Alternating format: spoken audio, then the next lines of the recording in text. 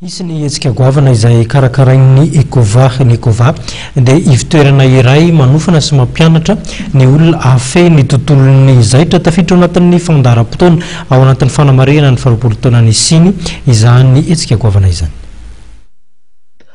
Tao anatin'ny roapolo taona ny siny dia nahatratra 5,000 sy alina isan'ireo mpianatra navoaka ny sekoly fampiofanana manjaitra Ekova.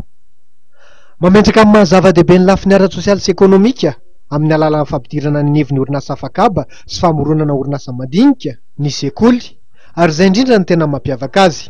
Eo ihany koa ny fikarakarana an'ilay olona hiasa any amin'ny zone franche efa nataona efa hatramin'izay manofana ny olona hiasa any amin'ny zone franche, ary ny tena betsaka indrindra manova an'izay fiofanan'izay dia ilay andeha ho any ivelany, ny any Maurice, ny any amin'ny firenena akaikikaiky ireo zany dia misy amin'ireo zany mandeha makany amin'ny formation zone franche io. Ao anatin'ny fankalazana ny faharoapolo taona ny siny amin'izao fotoana izao ny sekoly. Ho fanamariana izany tompam-pahakalazana izany dia misy ny hetsika izay ho toto-tsaina etsy amin'ny lapan'ny fanatanjahantena sy ny kolontsaina etsy Mahamasina ny 13 sy 14 ny volana aogositra ho avy izao.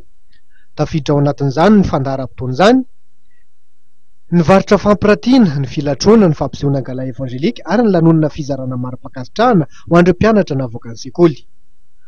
Ny fampiroboroboana ny fampiofanana manamboatra kitapo sy kiraro kosa no napetra ny hiolaram-pameana mandritra ny 20 taona ho avy.